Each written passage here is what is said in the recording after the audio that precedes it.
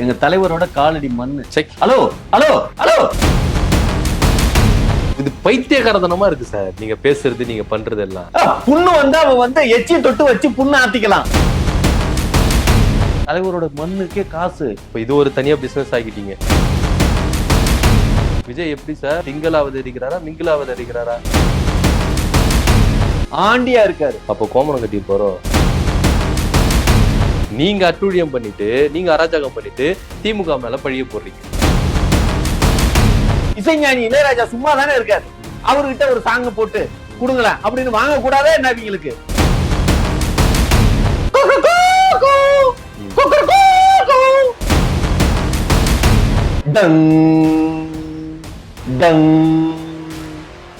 எவ்வளவு ரம்மியமா இருக்கு. உங்களுக்கு எப்ப மணி அடிப்பாங்க சார்? உப்பு தண்ணி எப்படி சார் குடிக்க முடியும்? அதான் மண்டையில மூளை இருக்கிறவன்ட்ட சொன்னா புரிஞ்சுப்பானுங்க. ஒரு டம்ளர்ல கடல் தண்ணி எடுத்து அதுக்குள்ளார படிகார கல்லுன்னு தெரியுமா? ஆமா. அந்த படிகார கல்ல உள்ளார போட்டு 4 கலக்கு கலக்கி அந்த தண்ணியை குடிச்சா அப்படியே தேன் மாதிரி இனிக்கும் அந்த தண்ணி. கோர்ட் சொல்லிச்சு சார், 1.5 கோடி வந்து வருமான வரித்துறை விஜய்க்கு அபராதம் விதித்தது சரிதான், கட்ட சொல்லி சொல்லிச்சு. இதுக்கப்புறம் நான் கட்ட மாட்டேன் அப்படின்னு சொல்லிட்டு அடம் பிடிக்கிறதுல எந்த விதத்துல நியாயம்?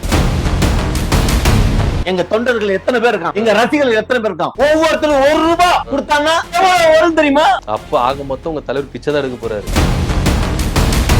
திருடர்களும் மொல்ல மாறிகளும் முடிச்செவிகளுமாவே இருக்காங்க. விஜய், புசி ஆனந்த், ஆதவர்ஜனா, செங்கோட்டையன் போன்றவர்களாம் 1 மணி நேரத்துல 10,000 ஃபார்ம் வித்துருச்சு. அடுத்தாப்புல ஃபார்ம் இல்லைங்கிறதுனால ஜெராக்ஸ் எடுத்து குடுத்துக்கிட்டே இருந்தோம்ல. கலெக்ஷன் அழிச்சு நல்லா. சார் வணக்கம். வணக்கம் சார். இப்போ பனையூர்ல பாத்தீங்கன்னா நிறைய இஷ்யூஸ் நடந்துட்டு. ஒரு நிமிஷம்.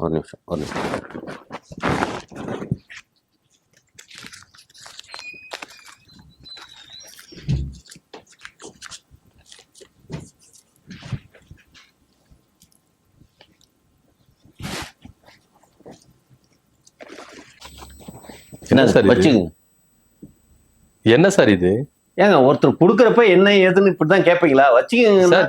நீங்க எதெல்லாம் கலந்துட்டு வந்துட்டு என்ன மயக்க அடிச்சு இதெல்லாம் பண்ணிட்டீங்கன்னா? ஆமா, இவர் இப்படியே அழகி நாங்க மைக்கு கொண்டு போய் கற்பழிச்சிட போறோம். சரி, என்னதுன்னு சொல்லுங்க. ஏங்க நீங்க பூசுங்க ஃபர்ஸ்ட். சார் பூசுறேன், நான் இருந்து உங்களோட பேசுவேன், இல்லாட்டா போயிட்டே இருப்பேன். பூசுறீங்களா இல்லையா? சரி கொடுங்க. பூசுங்க. ஒரு கூட இன்டர்வியூ பண்றதுக்கு என்ன நல்லா பண்ண வேண்டியதா இது. என்ன சார் இது கருப்பா இருக்கு, இதெல்லாம் பூச சொல்றீங்க? கண்டதை இன்டர்வியூ எடுக்கிறதுக்கு நல்லா பண்ண வேண்டியதா இருக்கு. இது மாதிரி அப்படியெல்லாம் சொல்லாதீங்க. சரி, என்னது இது? ஆமா, என்னது சார் இது பூச சொல்றீங்க? ஏங்க பூசிட்டீங்களா? பூசிட்டேன். என்னது இது? எங்க தலைவரோட காலடி மண்ணு. Check. Hello hello hello sir, இப்ப எதுக்கு தொடக்கிறீங்க? மண்ணெல்லாம் எதுக்கு சார் பூச சொல்றீங்க? மண்ணெல்லாம் யாருன்னா பூசுவாங்களா தலையில? மண்ணை பூசி புண்ணு வரைச்சிருங்க போல இருக்கு. மண்ணை பூசி புண்ணு வர வைக்க? ஆமா. ஹலோ, எங்க தலைவனோட காலடி மண்ணுங்கிற மண்ணை பூசினா புண்ணு வருங்கிறீங்க. அது நீங்க பூசிக்கங்க, என்ன எதுக்கு பூச சொல்றீங்க? கொஞ்சம் கூட என்ன, அதாவது ஒரு விஷயம் தெரியுமா? சொல்லுங்க சொல்லுங்க. பெரியவங்களோட பாதம் தொட்டு வாங்கணும், பெரியவங்களோட காலடி மண் எடுத்து பூசிக்கிட்டோம்னா 7 ஜென்மத்துக்கும் செஞ்ச பாவம் நிவர்த்தி ஆயிரும் சொல்லுவாங்க. சார் இது பைத்தியகாரதனமா இருக்கு சார். நீங்க பேசுறது, நீங்க பண்றது எல்லாம். புண்ணு வந்து அவன் வந்து எச்சி தொட்டு வச்சு புண்ணு ஆத்திக்கலாம். ஆனா மறுபடியும் தலைவரோட மண்ணு கிடைக்குமா? அதுக்கு விஜயோட எச்சி தான் வைக்கணுமோ? விஜயோட எச்சியா? விஜய் கால் மண்ணு. இப்போ விஜய் காலடி மண்ணு, அவரு வீட்டிலே செருப்பு போட்டு இருக்காரு, ரோட்லயே செருப்பு போட்டு இருக்காரு, ஷூ போட்டு இருக்காரு. எப்படி அவருடைய காலடி மண் எடுத்தீங்க நீங்க? இதெல்லாம் கேள்வியாங்க? கேட்கணும்ல. நீங்க மண் எடுத்துட்டு வந்தீங்கன்னா எப்படி எடுத்துட்டு வந்தீங்க? அவர் ஷூவோட செருப்போட சுத்தின்னு இருக்காரு. அப்ப நான் பொய் சொல்லி அவர் காலடி மண்ணுன்னு சொல்றேன்னா? ஆமா, நம்ப முடியவே இல்லையே. விஜய் அவர் வந்து பாத்தீங்கன்னா செப்பலோட ஷூவோட சுத்தின்னு இருக்காரு. அவருடைய காலடி மண் எப்படி எடுத்திருப்பீங்க? வீட்டு ஃபுல்லா டைல்ஸ். தலைமை வீடு எங்க இருக்கு? ஆபீஸ் எங்க இருக்கு? பனையூர்ல தானே? ஆமா, ரோடா தானே இருக்கு பனையூர்ல. ஐயோ, தலைவர் வந்து 100 அடியில அவர் பீச் இருக்கு. அந்த பீச்ல ஒரு வாக்கிங் போவார். பீச்ல வாக்கிங் போறப்ப என்ன வெறுங்காலோட தான் போவாங்க. கடல் தண்ணி படுறமே அப்படிங்கறதுக்காக. உண்டா இல்லையா? அந்த டைம்ல நம்ம ஆளு வச்சு அதெல்லாம் சொல்லி எடுத்தது. ஆளை வச்சிருது. அப்ப நீங்க போய் எடுக்கல டைரக்டா? ஏங்க இதெல்லாம் வந்து தனியா இதெல்லாம் பெரிய காசுங்க. சும்மா அமௌண்ட் சாதாரணம் கிடையாது. தலைவரோட மண்ணுக்கே காசு. இது ஒரு தனியா பிசினஸ் ஆகிட்டீங்க. தனி ஒரு பிசினஸ். டிக்கெட்டு பிளாக்ல விக்கிற மாதிரி இதுவும் பிளாக்ல விப்பீங்களா இல்ல டைரக்டா செல்லிங் இருக்கா? ஏங்க என்னங்க இது வியாபாரத்துக்காக? இது உங்களை மாதிரி ஒரு திருப்பதி போனா லட்டு வாங்குறோமா? ஆமா, லட்டு எதுக்காக வாங்குறோம்? அது பிரசாதம், சாமியோட பிரசாதம். அதே மாதிரி இது காலடி மண்ணுங்க, தலைவரோட காலடி மண்ணு. உங்க விஜய் நான் கடவுளா? கடவுளாவா? அதான் இப்ப தெருவுல நின்னுட்டு எங்க தெருவுல எங்க வீட்டுல அப்படின்னு சண்டை போட்டுட்டு இருக்காங்களா, அவங்களுக்கு உங்களுக்கும் ரொம்ப வித்தியாசம் கிடையாது. ஆமா சார், அவங்க ஏரியால போயிட்டு அவங்களுக்கு இடம், வீட்டுக்கு போறதுக்கு இடம் கொடுக்காம அவ்வளோ கிரௌட சேர்த்துக்கிட்டு அட்டுழியம் பண்ணிக்கிறீங்க, அராஜகம் பண்ணிட்டு இருக்கீங்க. என்னதான் நடக்குது தெரியுதா? எல்லாம் அவ பிரச்சனை. எவா பிரச்சனை? எவா பிரச்சனையா? அவ எல்லாம் கிறிஸ்டினா மாறிட்டாங்க. ஏங்க உங்க எல்லாம் கிறிஸ்டினா மாறினதுனால தான் இந்த பிரச்சனை சார். உங்க ஜோசப் விஜய் கிறிஸ்டின் தான் சார். ஏங்க அது எங்களுக்கு தெரியும், புரியுதுங்களா? அங்க யாரு ஆபீஸ், அது வீடாது, வேற என்னது? கோயிலுங்க. கோயில்? ஒரு கோயில் ஒரு தெருவுல இருக்க கூடாதுன்னு எல்லாரும் போராடுறானுங்க சார். என்ன சார் எங்க தலைவர் இருக்கிற இடம் கோயிலா இல்லையா? கோயிலா இல்லையா? அது கோயிலே இல்ல சார், ஆபீஸ் சார். அது பனையூர் ஆபீஸ். எங்க தலைவர் நாங்க கடவுளா பாக்குறோங்க. கடவுள் எங்க உட்கார்ந்துருக்கோ அது கோயில் தானே. ஓ, அப்ப பனையூர்ல இருக்கிறது கோயில், விஜய் கடவுள். எங்க எல்லாரும் ஆபீஸ்ல செருப்பு போட்டு உள்ளார போவாங்க, அந்த ஆபீஸ்ல செருப்பு போட்டுக்கிட்டு உள்ளார போகவே மாட்டாங்க. புரியுதுங்களா? விஜய் எப்படி சார் தெய்வமா அவதரிக்கிறாரு? சிங்களா அவதரிக்கிறாரா, மிங்கிலா அவதரிக்கிறாரா? என்னது? இல்ல தெய்வம் நீங்கள, தெய்வம் சிங்களா இருக்குதா மிங்கிலா இருக்குதா காட்சி அளிக்குதான்னு கேக்குறேன். புரியல. விஜய் கோயில் அப்படின்னீங்க, விஜய் தெய்வம்ன்றீங்க. அந்த விஜய் தெய்வம் சிங்களா காட்சி தருதா மிங்கிலா காட்சி தருதான்னு கேக்குறேன். இப்போ சிவன் எடுத்துக்கிட்டீங்கன்னா சிங்களாவும் இருப்பாரு, சக்தியோட சேர்ந்தும் காட்சி கொடுப்பாரு. அது மாதிரி விஜய் வந்து சிங்கிளா இருக்கிறாரா மிங்கிலா இருக்கிறாரா கேக்குறேன். என்னங்க பைத்தியகாரத்தனமா இருக்குது?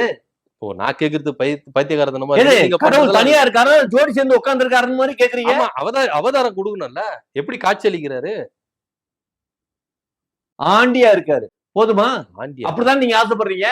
நான் ஏன் சார் ஆசைப்படுறேன்? நீங்க தானே சொல்றீங்க. பழனி முருகன் காட்சி அளிக்கிறாருல, அது மாதிரி அளிக்கிறாரு. ஓகேவா உங்களுக்கு? அப்போ கோமணம் கட்டியிருப்பாரோ? இல்ல இதெல்லாம் கேள்வியாங்க. கடவுள்னு சொல்லிட்டேன், அவர் சிங்கிளா இருக்காரா இல்ல மிங்கிளா இருக்காருன்னு இது என்ன கேள்வி சார்? இப்போ பொதுவா எடுத்துட்டீங்கன்னா தமிழ்நாட்டுல இருக்கிற எல்லா சாமிகளும் ஜோடியோட தான் என்ன பண்றாங்க, காட்சி தர்றாங்க. அது மாதிரி விஜய் அவர்கள் ஜோடியோட காட்சி தராரா சிங்கிளா காட்சி தராரா கேக்கட்டேன். இதுல என்ன தப்பு இருக்கு? இல்லங்க, நான் தெருவுல அந்த மக்கள் வந்து அதை நம்ப மாட்டேங்கிறாங்க. தலைவரை வந்து பாக்குறதுக்கு அவன் எங்க இருந்து தெரியுமா வர்றான், ஒவ்வொருத்தனும். அந்த மாதிரி தலைவரை யாருமே பார்க்க முடியல. எங்க இருந்து தெரியுமா பாக்குறதுக்கு வர்றாங்க. உங்களுக்கு பக்கத்திலேயே அதே தெருவுல அடிக்கடி தலைவரை பாக்குற ஒரு பாக்கியம் கிடைச்சிருக்கு. அந்த பாக்கியத்துக்கே நீங்க லைஃப் லாங்ல கொடுத்து வச்சிருக்கணும். பாக்கியத்துக்கு இவங்க எதுக்கு கொடுத்து வச்சிருக்கணும்? பாக்கியத்துக்கா? ஹலோ, 7 ஜென்மத்துக்கு ஒரு பாக்கியம் கிடைக்குதுங்கிறேன், புரியுதுங்களா? ஆமா, சரி, அதெல்லாம் இருக்கட்டும். அவங்க வீட்டுக்கு அவங்க கார்ல போறாங்க, இதுனா நீங்க பர்மிஷன் கொடுக்குறது? ஒரு அம்மா கேட்டாங்களே, என் வீட்டுக்கு நான் போறதுக்கு காருக்கு இவருங்க நான் பர்மிஷன் கொடுக்குறேன். என்னங்க பைத்தியகாரத்தனமா இருக்குது? இப்படிதான் கேக்குறதா? வீட்டுல வாட்ச்மேன் வைக்கிறோம்ல, வாட்ச்மேன் வச்சுட்டோம் அப்படின்னாலும் கேட்டு அவன் திறந்தாதான் நம்ம உள்ளார போக முடியும். புரியுதுங்களா? ஏரியாவுக்கு யாரு பாதுகாப்பு கொடுக்கறது? யாரு கொடுக்கணும்? அந்த மக்களுக்கு எல்லாம் யாரு பாதுகாப்பு கொடுக்கணும்? யாரு கொடுக்கணும்? நாங்க கொடுக்கணும். நீங்க எங்க ஆட்கள் தான் அங்க நிப்பாட்டினாங்க. போறப்ப யாரு போறாங்க என்னன்னு நம்ம கேட்கணுமா வேணாமா? அதான் கேட்டது. நீங்க பாதுகாப்பு கொடுக்குறீங்களா? அப்புறம் அதுல ஒரு அம்மா கத்துனாங்க, கரூர்ல நடந்த ஸ்டாம்பேட் மாதிரி இங்க பண்ணிடாதீங்க சார், இது மாதிரி எங்களுக்கு பயமா இருக்குதுன்னு கதறாங்க. உங்களை பார்த்தாலே கதறாங்க. அவ்வளவு எரிச்சலா இருக்கு இப்படி எல்லாம் கேக்குறப்ப, அவ்வளவு எரிச்சலா இருக்கு. உண்மையை கேட்டா உங்களுக்கு எரிச்சலா இருக்கு. எது உண்மை? முழுக்க முழுக்க திமுக காரங்க சதி. திமுக காரங்க சதியா? ஆமா. அப்புறம் அதுல என்ன சார் திமுக சார சதி இருக்கு? அந்த அம்மா கருப்பு கண்ணாடி போட்டு தெரியுமா? கருப்பு கண்ணாடிக்கும் திமுக என்ன சார் சம்பந்தம்? கலைஞர் கருப்பு கண்ணாடி தான் போட்டிருப்பார் தெரியுமா சார்? ஆனா உங்கள மாதிரி எங்கேயுமே பாக்கல சார். எல்லாத்துக்கும் எதனா ஒரு இடத்துல போயிட்டு லிங்க் கொண்டு வரீங்க சார். என்னத்த எல்லாத்துக்கும் திமுக தான் சதி அப்படின்றத உறுதிப்படுத்துறதுக்கு எப்படி எல்லாம் லிங்க் பண்றீங்க பார்த்தீங்களா? கலைஞர் கருப்பு கண்ணாடி போட்டாரு, இந்த அம்மாவும் கருப்பு கண்ணாடி போட்டாங்க, அதனால திமுக கார சதி அப்படின்றீங்க. நீங்க அட்டூழியம் பண்ணிட்டு, நீங்க அராஜகம் பண்ணிட்டு திமுக மேல பழிய போடுறீங்க. எங்க திருப்பி திருப்பி சொல்றேன், எங்க மேல பொய்யான இதை திரிக்காதீங்க, புரியுதுங்களா? அங்க என்ன இடையூறு நடந்துருச்சு உங்களுக்கு? ஆமா, என்னங்க இடையூறு நடந்துச்சு? அங்கங்க சாப்பிட்டு குப்பையெல்லாம் போடுறீங்களா அவங்க வீட்டாண்ட? அமைதியா இருக்கணும்னு சொல்லிட்டு ஈசிஆர்ல வந்து நாங்க வீடு கட்டினா இந்த மாதிரி ஒரு கும்பலை கூப்பிட்டு 6 செக்டாரையும் க்ளோஸ் பண்ணிட்டு இவங்க அராஜகம் பண்றாங்கன்னு சொல்றாங்க. அப்படியே குப்பை போட்டோன்னு குப்பை அவங்கதான் வந்து வார போறாங்களா? அந்த அவாக்கள் தான் வந்து வார போறாங்க. குப்பைன்றதுதான் காலங்காத்தால வர்றான்ல, வந்து அல்றாங்கல்ல. ஆனா இந்த அரசாங்கம் எந்த அளவுக்கு தெரியுமா தூங்குறவனை எவ்வளவு தெரியுமா டார்ச்சர் பண்ணிட்டு இருக்காங்க? தூங்குறவங்கள டார்ச்சர்? ஆமா. ஏன், என்ன பண்றாங்க? என்ன பண்றாங்களா? காலங்காத்தால குப்பை வண்டின்னு வருதா? ஆமா. அதுல ஒரு சாங் போடுறானுங்களே. ஆமா ஆமா. அந்த சாங் கேட்டு எந்திரிக்கிறப்ப எவ்வளவு எரிச்சலா இருக்கு தெரியுமா? எரிச்சலா இருக்கா? அப்புறம் ஒரு நல்ல விதமான ஒரு சாங் போட்டானுங்களா என்ன? நல்ல விதமா சாங் போடணுமா? ஏங்க இதானங்க அரசாங்கம். இந்த அரசாங்கம் இசை பண்பாட்டு கழகம்னு ஒண்ணு வச்சிருக்காங்கல்ல, அதுல கர்நாடக சங்கீதம்லாம் ஒண்ணு இருக்குல்ல, ஒரு பூவால ராகத்துல காலம் காத்தால ஒரு ரம்யமான ஒரு ராகத்துல ஒரு டியூனை போட்டு அதை பாட விட்டுருந்தா அப்படி இருக்கும். இசைஞானி இளையராஜா சும்மா தானே இருக்காரு, அவர்கிட்ட ஒரு சாங்க போட்டு கொடுங்களேன் அப்படின்னு வாங்க கூடாதே என்ன அவங்களுக்கு? புரியுதுங்களா எவ்வளவு டார்ச்சர் பண்றாங்கன்னு? நீங்க டார்ச்சர் பண்றாங்க. நீங்க ஆட்சிக்கு வந்தா எந்த மாதிரி பாட்டு போடுவீங்க? ஒரு விஷயம் நல்லா தெரிஞ்சுக்கங்க, காலையில எந்திரிக்கிறப்ப எப்படி எழுப்பணும் அப்படின்னா கோழி கூவுறது மாதிரி இருக்கணும். சாங் கம்போசிங் எப்படி இருக்கும்? அப்படி இருக்கணும். எப்படி இருக்கும்? அப்படி ஒரு டியூன் இருக்கணும். இதுல ஏதாவது மைண்ட நமக்கு எரிச்சல் ஆகுதா? இல்லையா? டென்ஷன் ஆகுதா? இல்லையா? இனிமையா இருக்குல்ல, அந்த டியூனை கரெக்டா இஸ்லாத்துல கரெக்டா புடிச்சு அல்லாஹு அக்பர் அப்படின்னு அவன் பண்ணான். நம்ம ஆளுங்க கரெக்டா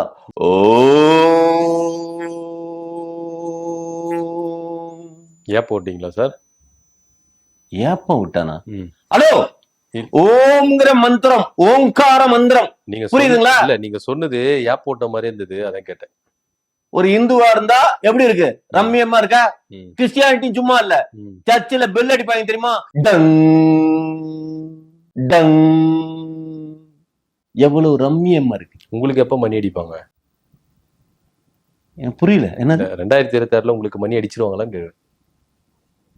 ஏங்க நான் வந்து காலம் காத்தால ஒரு குப்பை வண்டிக்காரன் சாங்க போட்டு சாங்குன்னு சொல்லி ஒரு என்ன சொல்றது டகர டப்பாவை தேய்ச்சி வச்சு ஒரு டியூனை போட்டு அதுல டென்ஷன் பண்றாங்கிறதுக்கு ரம்யமான ஒரு டியூன் போடுறதுக்கு இந்த அரசாங்கத்துக்கு வக்கு இல்லையா அப்படின்னு அரசாங்கத்தை எதிர்த்து ஒரு கேள்வி எழுப்புறேன்.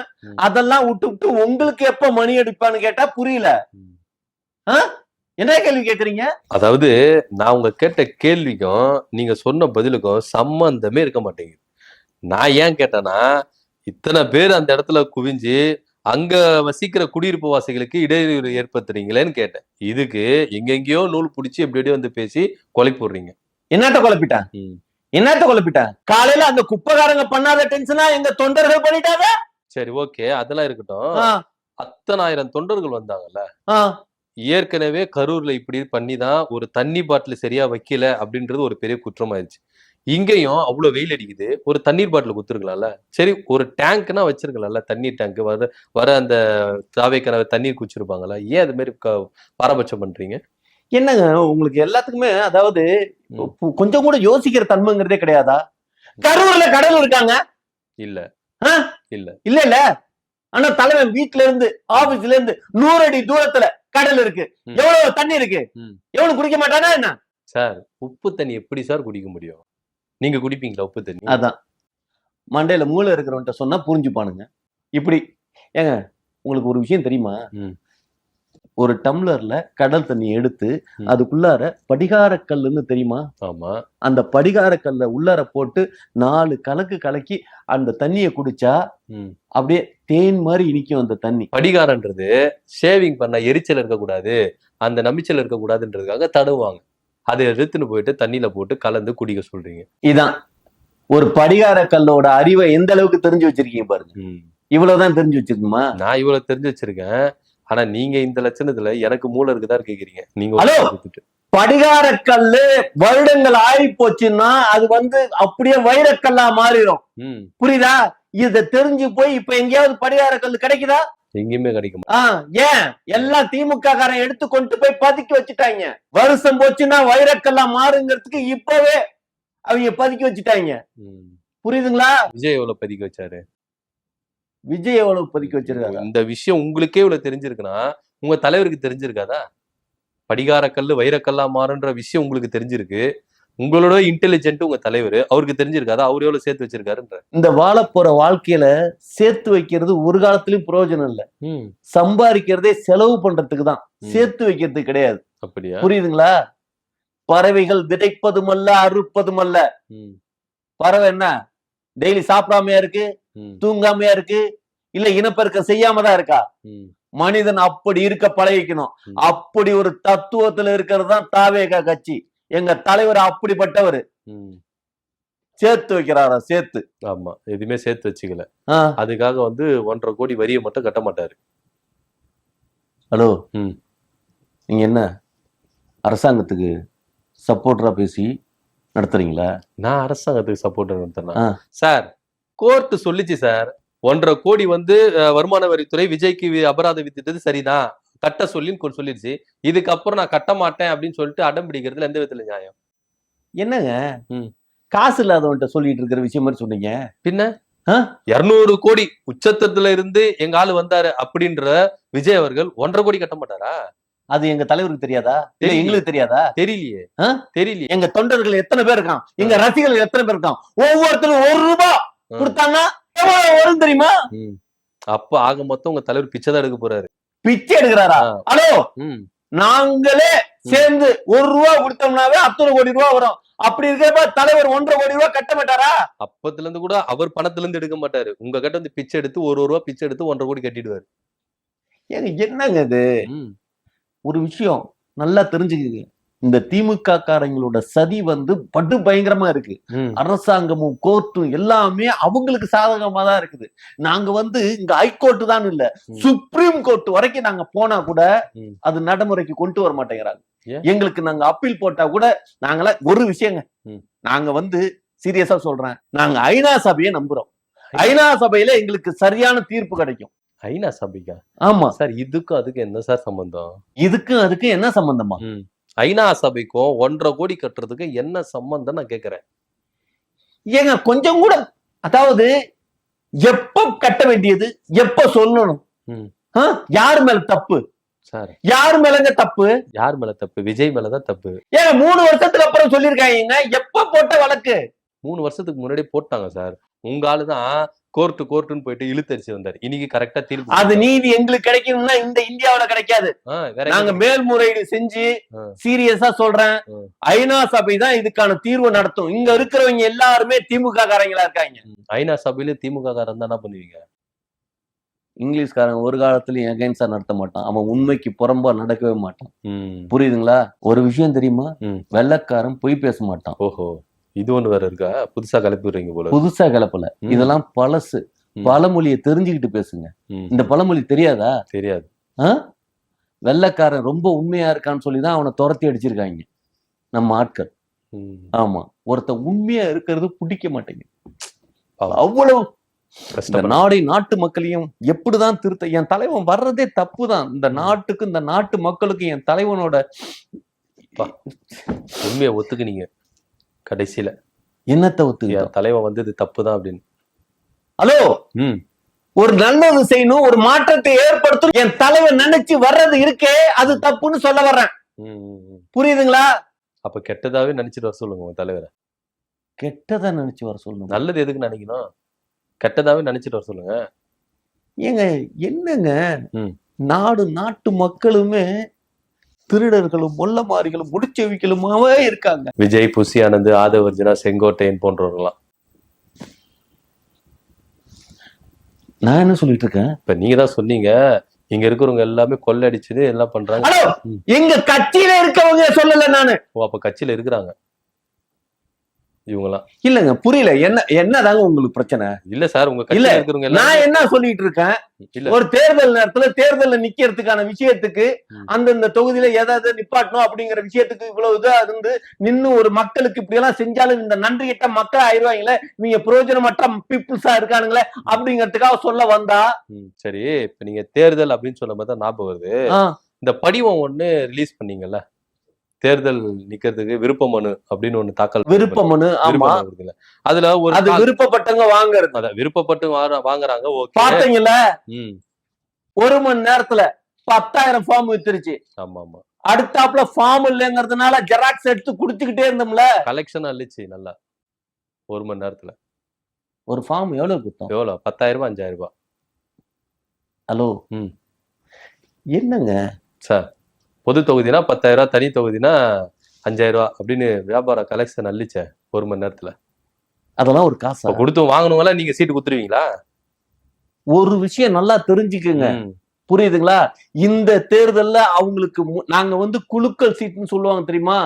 குழுக்கள் ஒரு எல்லா பேரையும் ஒரு ட்ரம்முக்குள்ளார போட்டு குலுக்கிட்டு ஒரு பச்சை குழந்தைய வச்சு அதை எடுக்க வைப்போம். அந்த எந்தெந்த பேர்லாம் எடுக்குதோ அவங்க எல்லாம் இந்த தேர்தல்ல, புரியுதுங்களா? எடுக்கிறதெல்லாம் எம்பி தேர்தல்ல. என்னது பச்சை குழந்தை எடுக்கிறது இந்த தேர்தல், சிகப்பு குழந்தை எடுக்கிறது அதுக்கப்புறம் ஒரு தேர்தல். சிகப்பு குழந்தை, பச்சை. ஹலோ, நான் சின்ன குழந்தைன்னா அது பச்சை குழந்தை. எதுக்கு எடுத்தாலும் என்னங்க?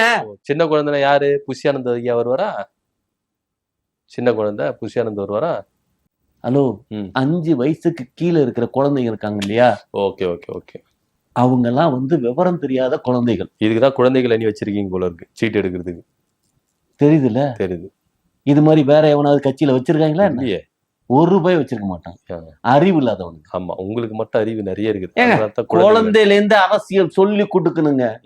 குழந்தையில இருந்து அரசியல் சொல்லி கொடுக்கிற கட்சி தாவேகா கட்சி. கல்வி சொல்லி கொடுக்கிற கட்சி தாவேகா கட்சி இல்ல, அரசியல் சொல்லி கொடுக்கிற கட்சி தான் தாவேகா கட்சி. குழந்தைங்களுக்கு நாங்க கல்வி முறையே மாத்தணும்னு பல தடவை சொல்லியிருக்கேன். ஆமாமா, உங்க கல்வி திட்டம் பயங்கரமான ஒரு திட்டம்.